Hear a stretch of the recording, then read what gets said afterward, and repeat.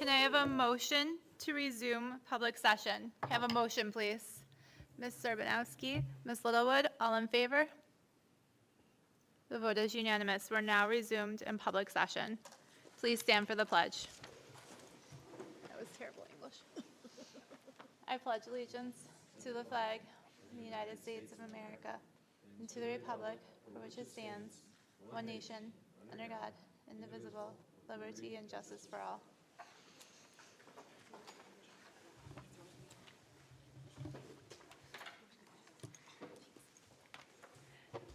Any agenda changes?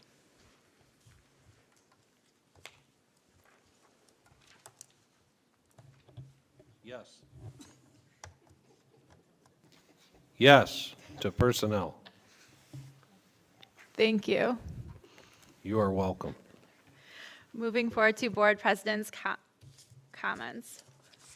So we are well into the first marking period as we're in the middle of October at this point, and it's really exciting to see our students settling into routines and trying new things to grow and learn this year as they progress through this 23-24 school year.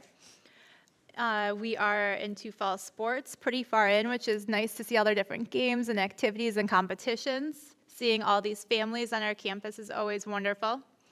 At the elementary school, we have clubs starting and things like band and chorus, which again, ways for our families and our students to connect is always what we're hoping to promote. We had a wonderful superintendent's conference day, which I'm sure we'll hear more about later on, with staff having chances to learn and grow together. And just take a minute to recognize some of the different efforts that this month is promoting awareness of and support for. So we have Dyslexia Awareness Month and LGBTQIA+ History Month. These are just some of the things that are a focus for our education in our community. Moving on to points of interest. Do we have any points of interest? Ms. Kais? Previous weekend, I participated in the bottle and can drive for the Music Boosters. I'll stay later. I just want to say that during that time, there was a cheer competition on campus, and I have never seen so many cars on campus as I did that day. And our security staff out there were phenomenal. Smiling, helping people park, just getting through the day. Everything was in order. I didn't see anybody having any issues at all. But and I know it was a long day for them, so thank you to our security. Wonderful, thank you. Any other points of interest? Okay. Moving us forward to reports of meetings. Do we have any reports? Mr. Moscato? Thank you. I attended the Monroe County School Board Legislative Committee meeting last Wednesday. Well into our advocacy activities. We've met with Congressman Morelli. We had meetings with Regent Hale, who's new, and also with, the Deputy Department of Education staff is coming as well. So we also are planning a Zoom meeting in December, and then a trip again to Albany before the budget votes go out. So we're planning is well along the way. Okay. Thank you. Thank you. Any other reports of meetings? Yeah, I got another one. Mr. Moscato, would you like to go ahead? Yes, just a reminder that the New York State School Board Association conference is coming up. I'm not sure who's going, but on October 16th, we're doing the annual business meeting.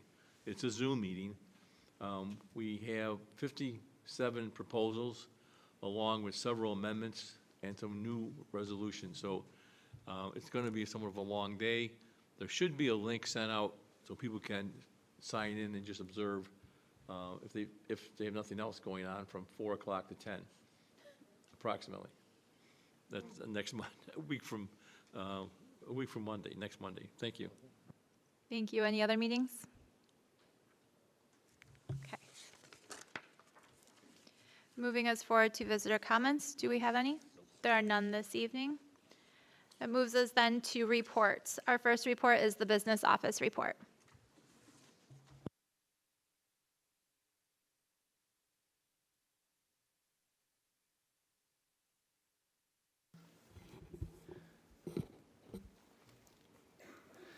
Good evening, Superintendent Daly, President Coffey, Vice President Richards, and the distinguished Board of Education. I am Assistant Superintendent for Business Mitch Ball, and I am here with Assistant School Business Administrator Anna Lamb and District Treasurer Sally Sanford. So we're going to be giving a business and finance report. So real briefly, I know those of you who have been on the board for a period of time have seen this slide before. For those that are new, this is the org chart for things that fall under business. We won't be talking about what's on the left hand of the slide. We'll be talking about what falls under the district treasurer and the assistant school business administrator. Real briefly, we have some staff changes in the business office. Miranda Byer was the assistant to the school business official, or the assistant superintendent for business, and then it was Linda Saracini. Due to staffing shortages in the district, Linda Saracini went over to help out at the middle school. She was really enjoying that work, and the building was appreciating the work that she was doing, so she ended up staying over at the middle school. And then we posted that position and hired Kyla Phillips. She has been a fantastic addition to the team. And then Lori Miller is now filling in for what Cindy Jones was doing, which is the claims auditor. So the claims auditor reviews all claims for payment that come through the district. And she really reports to the Board of Education, but she falls under the business office. So that individual gives reports to the Finance and Facility and Audit Committee on a quarterly basis. So Lori is currently the secretary over at Walt Disney Elementary. She's also doing a fantastic job, and we'll hear a little bit more about that later. This is the business office team. As I mentioned earlier, Anna does budgeting and payroll and benefits, whereas Sally focuses on finance. And so the people within those areas report to these two, who are just dynamite at the work that they do. So we're really lucky to have them, and we've really been able to do a lot under their leadership. So now I'm going to turn it over to Sally to talk a little bit about the work that finance does. Thank you. So on this slide, you can see some items that fall under the finance umbrella in the business office. The accounting entries, we keep up-to-date financials to prep for year-end. Accounts receivable and payable, we're sending bills and paying bills. Auditing includes independent auditor, internal auditor on an annual basis, as well as internal claims auditor on a weekly basis, with the quarterly reports that Dr. Ball spoke about to the Finance, Facilities, and Audit Committee. Banking and investments have been a huge area of focus for the district this year. We've been taking advantage of all the great interest rates. And grants management includes reviewing budgets prepared by other departments, claiming any drawdowns as the district spends the funds, and also preparing those final cost reports. Purchasing begins at the beginning of the year after the voters approve the budget in May, with regular purchasing such as utilities and any items obtained on bid will be included there.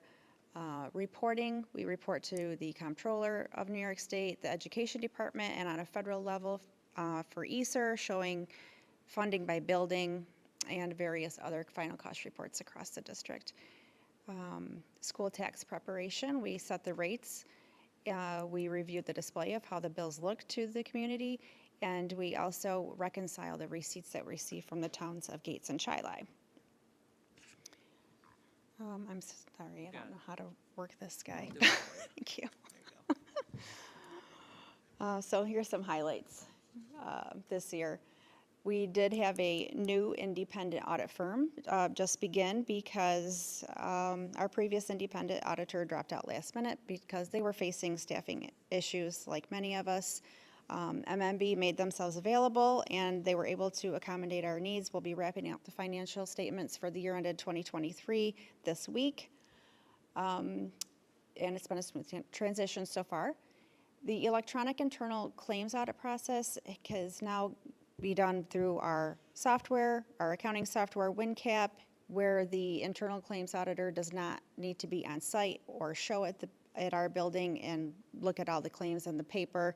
So that's electronic. She can approve at her own building on her own time. So we're just trying to reduce paperwork there. Banking and investments. The move to My School Bucks has received a lot of positive feedback from staff, the community, and parents. We've been able to increase our receivable collections and also have the ability to now accept in-person credit card, which has been great for fundraising, for extra classroom activities, and it provides tracking, so that kind of takes the burden off the staff and students. The savings for the bank account. We are currently using a product called Cash Sweep product. So this product increases our interest earnings and also reduces our bank fees because the collateral doesn't have to be purchased by the bank. It's spread out between several banks and taking advantage of their $250,000 FDIC deposit limit. And then looking out into the future, we're trying to take advantage, because you're not sure what the market's going to do, of any long-term investments, specifically 12 and 24-month certificates of deposit. Next.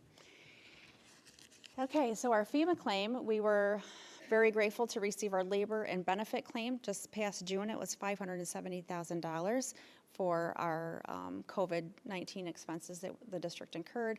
We have another additional claim for $350,000 pending for supplies and services, and also an administrative claim for about $50,000 that should be approved shortly. The ARP and Carissa federal stimulus funding, that final cost report is due the end of this month. The spending ended September 30th.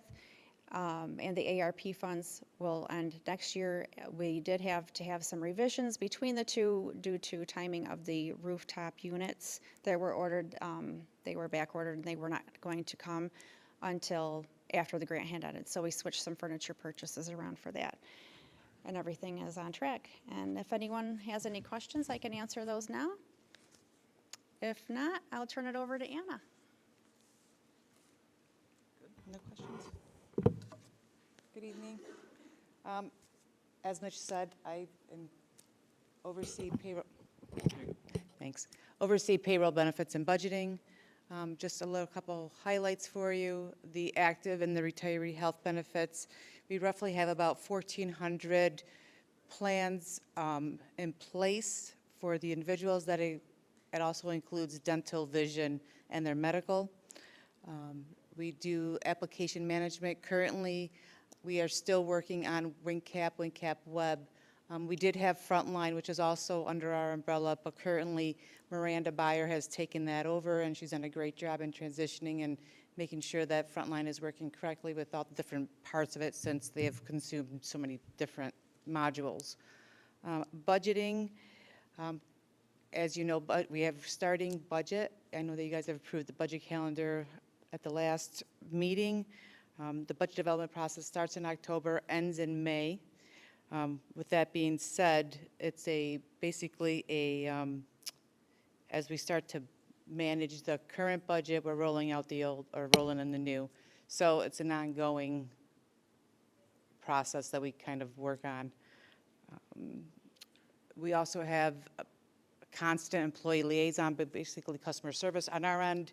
We want to make sure that anybody who does call gets some kind of response from us within the next 24 hours. So we are constantly on the phone. We have a great group of girls that are working with us, or women that are working with us, that are on top of it, which is very, very nice. The forecasting and reserve planning, and then we have payroll, which is not only the biweekly payroll, but it's also federal and state filing and reporting, which happens monthly, quarterly, and yearly. And obviously other forms of W-2s, ACA, all those items that we have to maintain and roll out to our employees. And then workman's compensation, which, as you know, is an insurance for our employees, for anybody who's been injured. We are in a consortium which is under New York State, and by their guidelines.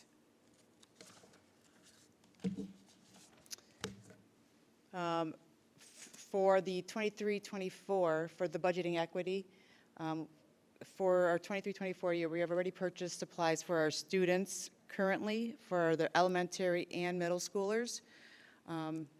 Our goal for 24-25 is to continue exploring equity-based budgeting. And we just are trying to figure out where we're going to go with that and see what that actually entails. Then we have WinCap Web. WinCap Web is our self-serve. On there, employees can see their demographics, see what their tax deductions are. I'm sure that many of you are using it nowadays, maybe not WinCap Web, but your own version of it. And you can put in also your leave and accruals. We also have our timesheets and payroll vouchers on there. We are currently working on getting our other timesheets, or I wouldn't say timesheets, time recording. Instead of using manual, we would like to have it electronically just for a quicker approval process, so it flows through the right process that we have and the right approvers. We are working towards getting all the extra duties, curriculum, any of those outside of the norm items so they can go through that process as well. We currently have school nutrition, CSEA, transportation, school-related professionals on there. And anything outside of that, that's our goal for, I think it's going to be July of this year, I hope. Hopefully. So that's the plan. For the benefits, as you know, Dr. Mitchell Ball here has been on board here with this transition over to Aetna, which is a great thing. It's a win-win for the district and for our retirees. They are going to have better coverage, cost savings, and it's a great savings to the district as well. It is quite a task. We have a lot of mapping to do. We had to notify our employees. Eva's been wonderful in making sure, helping us get all our notifications out. So that's a huge highlight for us. And, you know, on the everyday stuff, we have the quarterly audits for our billing because we want to make sure that everyone's getting billed correctly. Last year, we did have a few items, you know, kind of slipped through the cracks, individuals that have passed away that were still on our insurance, and our benefits clerks has done a phenomenal job on making sure that that doesn't happen any longer. So, and I think that's it, right? Oh, we have more. We just have just to give you a quick synopsis, we have about 1,400, I said that earlier. We have 617 active employees that have a health insurance and 688 retirees currently. We are requiring everyone at this point to go direct debit ACH, which means that we automatically will deduct it from their, you know, savings and or checking, depending on which way they want to go. We're not giving them a choice any longer because we discovered that it's a lot easier for us to get our funds when we do this. Currently, we went up from last year. We went up about, 60 people, which is 1%.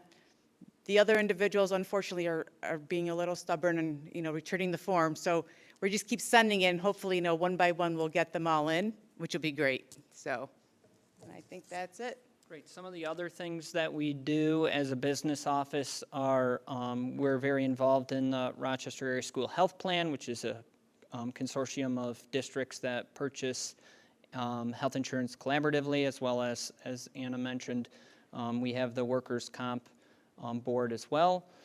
We do a lot of budget education, capital project management. I know we have a capital project update tonight.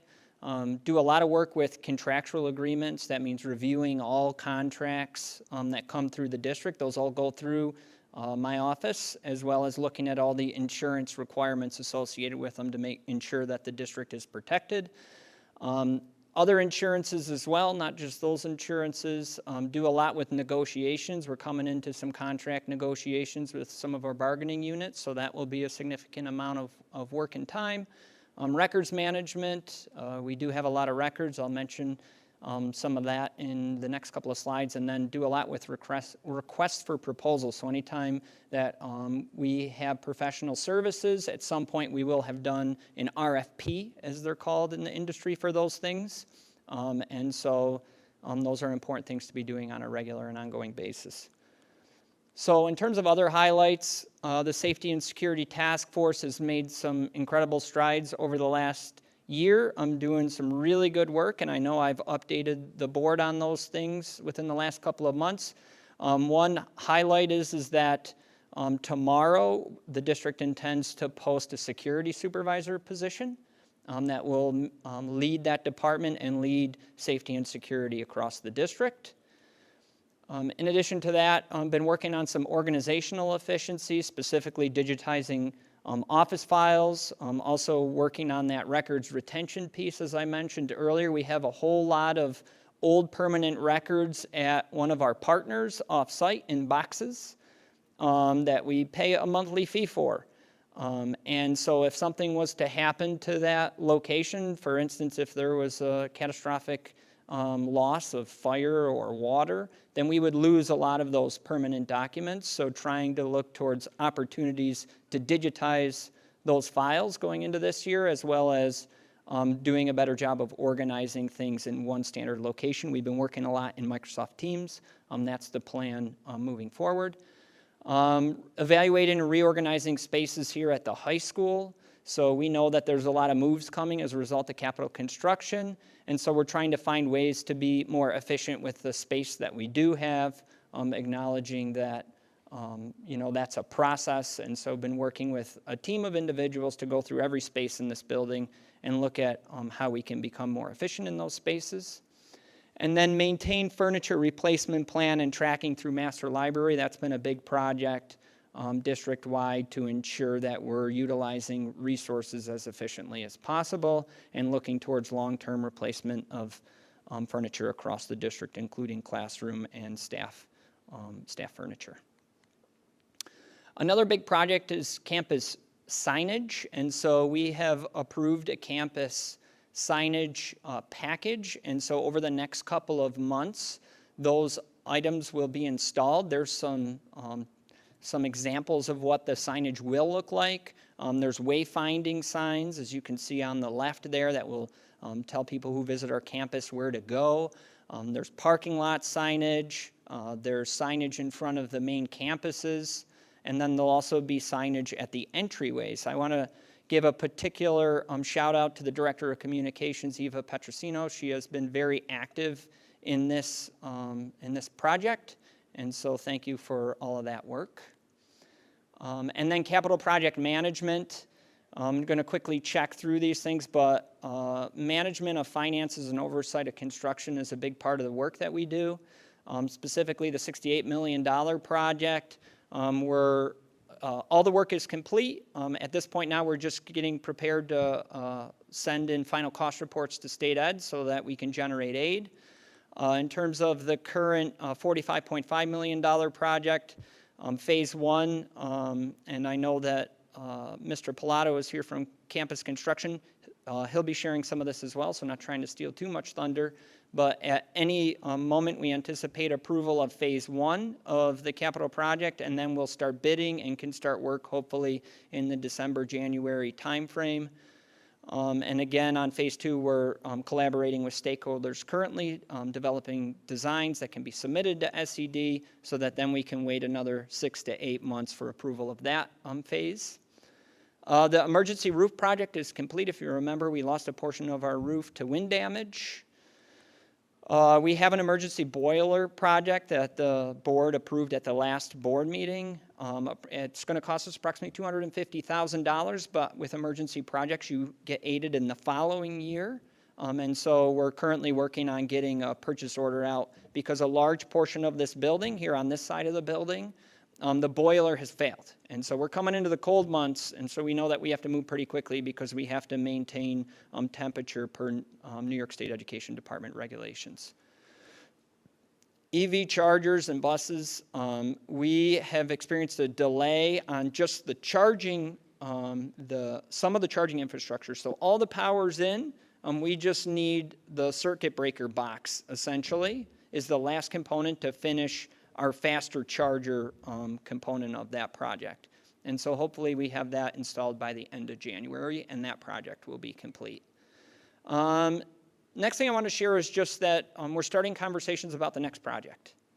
We know that we have a lot of work to do that's been identified in the district as part of our long-range capital planning.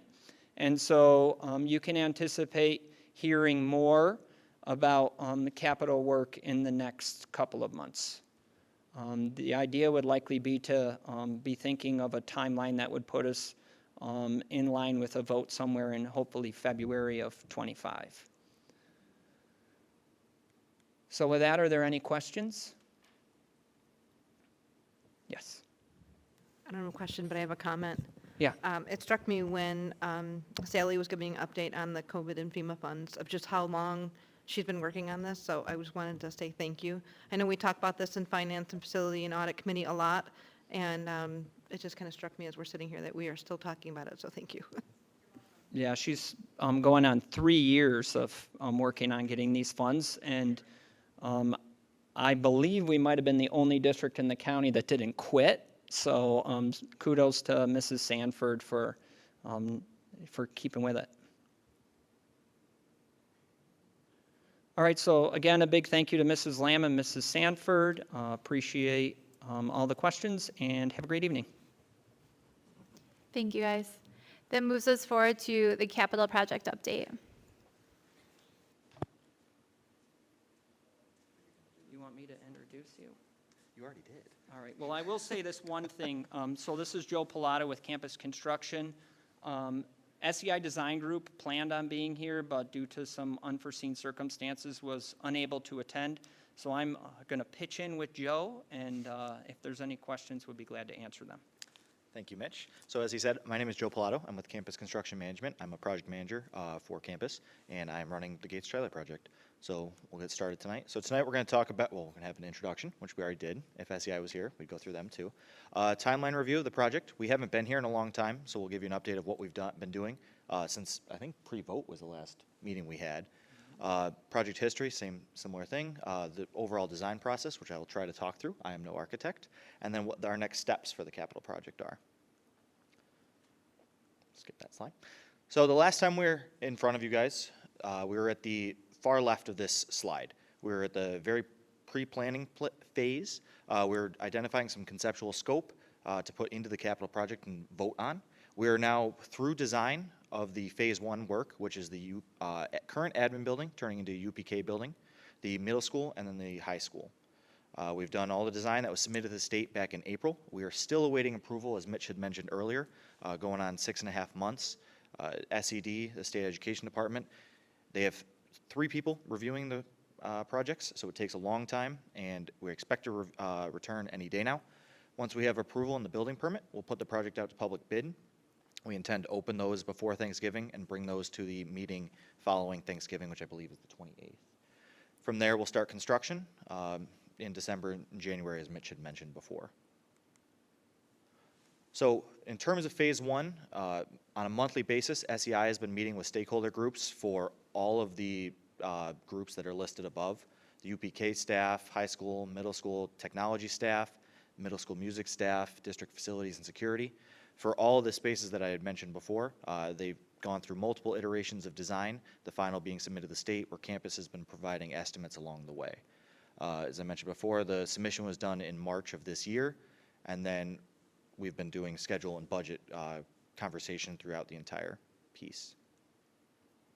In terms of phase 2, as Mitch had also mentioned, that is currently still in design. Our intention is to submit that to the state in January of this year, and on a 6 to 8 month time frame, we'll be out in the fall for bidding in the fall of 2024 for a 2025 construction through 2026.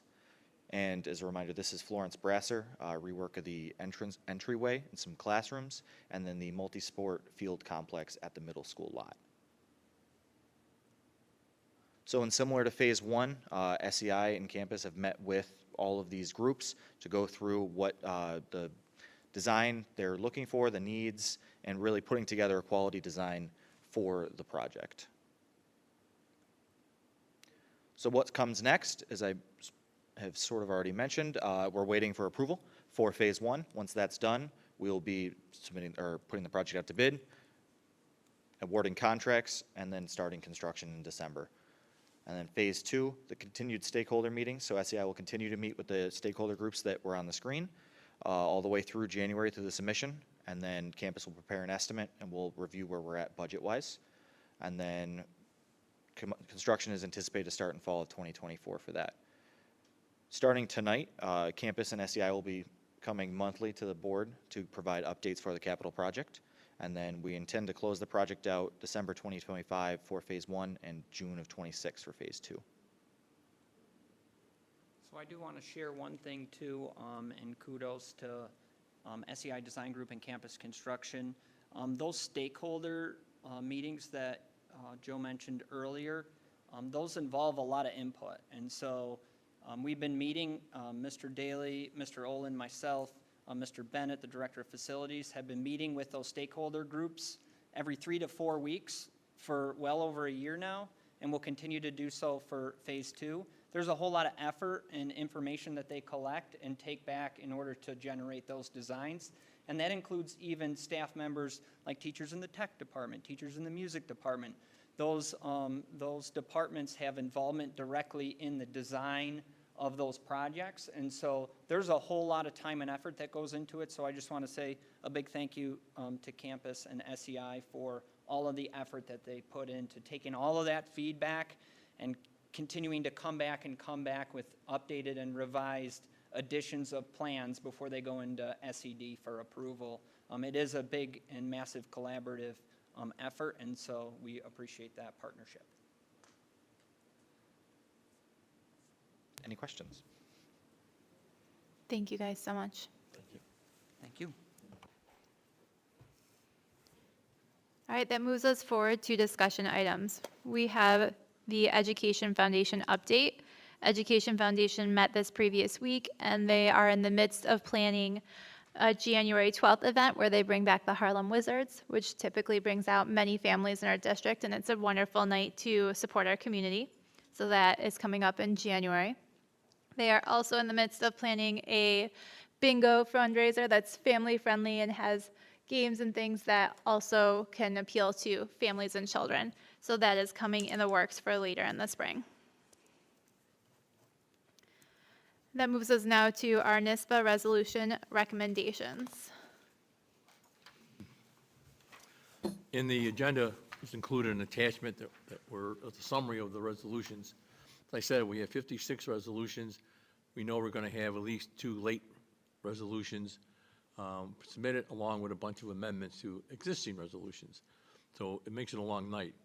If you get a chance to go through the PDF file, and it shows the resolution committee vote, my recommendation, and then the Area 2. We had an Area 2 Zoom meeting where we were to discuss the resolutions and vote there informally. For the most part, the resolutions were agreed to by the Area 2. We had a couple that had some discussion. And again, just to say that we were not always in agreement.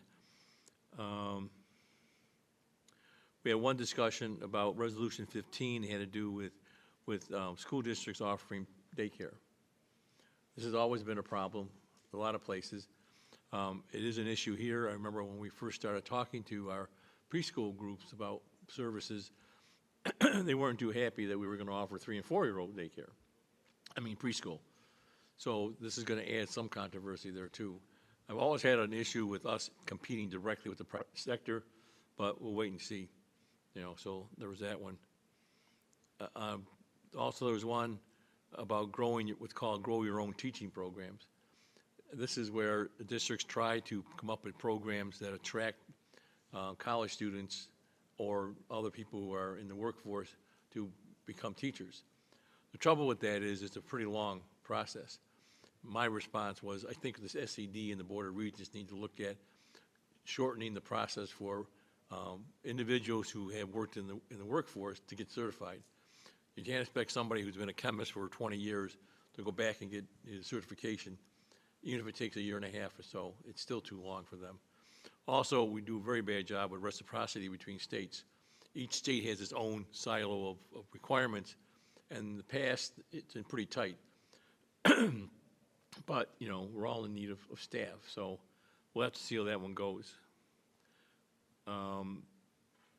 There's another one to eliminate Regents exams and replace them with state other exams, basically. And my response was, why replace one set of exams with another set of exams? They're still exams.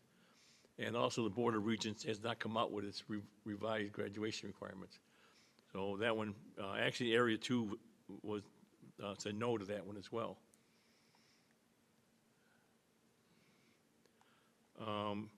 Let's see.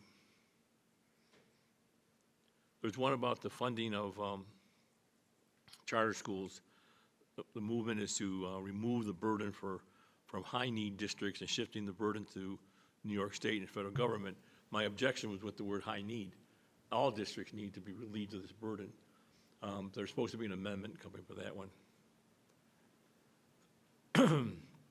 There's another one about preschool, allowing school districts to show preference for different classes of people based on income. Right now, the guidelines from, say, SED say you can't have any kind of preference. It's just an open lottery. So, and now, I'm sure there are schools that probably have done something, but according to the guidelines, you can't. It's just an open lottery. So that one might be interesting. I appreciate, Frank, how much work you put into explaining like some of the background of some of the different votes and thoughts behind it. It's helpful for those of us who are processing as we Yeah. read it. If anybody has any questions about any of them, just let me know. Carrie? When do we have to vote on this? When do you vote on it? Next Monday, 16th? The only one there I disagreed with your comment on was the number 17 Narcan one. And I do understand that would be an unfunded mandate, but the price of Narcan is not super expensive versus the cost of saving a student's life. I would like to see that something that's, Right, it's another good I example. mean, it doesn't prevent us from having it. Right, but, right. yeah. I mean, but it's another good example of us being inconsistent. One of the things that the New York State School Board Association has advocated against is any unfunded mandates. Right. And here we're asking for an unfunded mandate. So those things bother me. I don't like the inconsistency there. I get the AEDs consistency. AEDs are the same thing. You know, Yeah. great idea. You know, and the Narcan, great idea. But again, we have to allocate resources. So all I'm looking at is being consistent, saying no unfunded mandates. Here we are asking for one. Yeah. So that's the inconsistency in my viewpoint. I think that will probably pass. You know, people already know I'm somewhat of a stickler on language and things like that. But, so we'll see. The Area 2 vote was only 3-2, it was only 5 districts, but still, so that was our discussion. Okay. Dr. Richards, did you? have Anybody something? else? No? Okay. No? Yes, I would just second Ms. Kai's comment about Narcan. okay. It's important to save a person. Any other discussion? Okay, if anything comes up, just email me, let me know. Thank you. Thank you. All right, that moves us on to consensus items. Can I have a motion to approve the consensus agenda? Can I have a motion? Ms. Jennings, Ms. Littlewood, any questions? All in favor? The vote is unanimous. Can I have a motion to approve consensus items C through J? Can I have a motion? Dr. Richards, Mr. Moscato, any discussion or questions? All in favor? The vote is unanimous. That moves us to action items. Can I have a motion to approve establishing an outdoor club at the middle school beginning in the 2023-2024 school year? Can I have a motion, please? Ms. Davis? Dr. Richards? Any questions or discussion? All in favor? Okay, the vote is unanimous.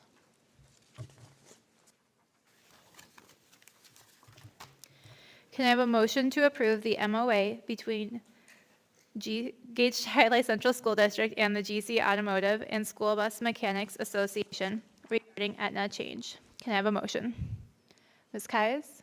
Ms. Jennings, any questions or discussion? All in favor? Okay, the vote is unanimous. Can I have a motion to approve the MOA between the Gage Highlight Central School District and the GC School Nutrition Association regarding Aetna change? Can I have a motion? Ms. Littlewood, I cannot say your name, I'm sorry. Serbanowski, I got it. Any questions or discussion? All in favor? The vote is unanimous.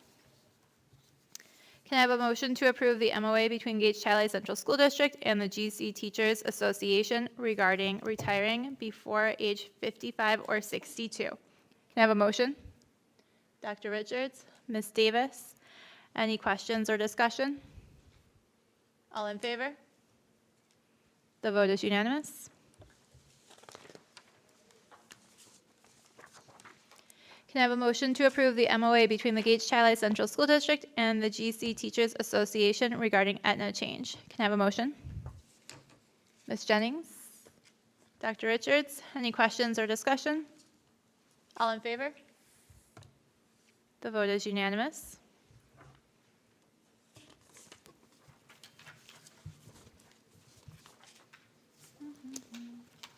That brings us to superintendent's comments. Well, I want to take a moment to thank all our faculty, staff, and administrators for a great day of learning together this past Friday during our Superintendent's Conference Day. The GC PAC was energized after a performance by the Gage-Chili Savvy Diamonds Majorette Dance Team. Students also served as MCs for the morning and performed the national anthem. And a big thank you also goes to the Children's Institute for kicking off our work around developing a restorative mindset. I'm very proud of the efforts of the district leadership team to include all of our staff in this important work. Feedback has been very positive from faculty and staff. Next, we have some important calendar updates you'll all want to make note of. There was a change to the date of the financial aid night at the high school. The event will now be held on Wednesday, November 8th at 6:30 p.m. in the high school mezzanine. The district is also holding a community flu clinic on Thursday, October 19th from 3 to 6 p.m. at the Gage-Chili Administrative Building, 3 Spartan Way. This event is open to our public. As a district, we will be celebrating Red Ribbon Week from October 23rd to 31st. Schools will be holding various events centered around keeping kids drug-free. And the Spartan Way Coat Drive kicks off 2 weeks from today on October 24th. If you're interested in donating, you can drop off new or gently used coats, hats, and mittens from Tuesday, October 24th through Tuesday, November 7th at any of our schools or buildings, plus Imagination Child Care Academy, the Gates YMCA, or the Chili Public Library. Remember, those coats will be available for distribution at our Fall Family Fest on Thursday, November 9th from 5 to 7 p.m. in our field house. There will be fun games, live performances, flu vaccines, a passport fair, and great opportunities to connect with community businesses and live performances. Now, a big reminder about for families with children under the age of 21. Please complete the Gage-Chili census. You should have received a postcard in the mail last week with details. It was also featured in the October e-newsletter that went out last week. This census will assist the district in obtaining the most accurate enrollment data for planning future school programs and services. Please go to gagechili.org/census on your computer or mobile browser to complete the form by October 31st. Tomorrow, Dr. Ball, Director of Transportation Humboldt, and I will be presenting our electric bus journey at the Monroe County School Boards Association Information Exchange. As you know, we have led the charge in electric buses in our region. Yes, I did say led the charge. Thank you. Our voters approved the purchase of 5 electric school buses already, which we purchased thanks to, in part to grant funds. We look forward to sharing our great story with Monroe County. And lastly, I'd like to recognize 2 groups who work tirelessly to provide amazing opportunities for our students: our Gage-Chili Board of Education and principals. October is National Principals Month. So we want to recognize the pivotal role our principals play in leading our schools and shaping the future of Gage-Chili students. Thank you to all our principals. And then next week, from October 16th to 20th, we honor our school board for the critical role they play within our school district. It takes strong schools to build a strong community, and these folks devote countless volunteer hours to making sure our schools are helping every student achieve. They study education issues and regulations and potential policies and debates to provide leadership, advocacy, and accountability for our community.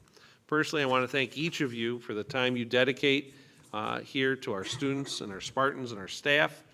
Without you, we would not have the successful district that we currently have. So thank you. Hopefully you got your certificate and that folder, which will allow you to carry all your important papers and whatnots when you go out and represent the district. Thank you for all you do each day, and that is my report. President Coffey. Thank you. Can I have a motion to adjourn the meeting? Ms. Littlewood, Ms. Kies, any discussion, questions? All in favor? The vote is unanimous. The meeting is adjourned. Thank you.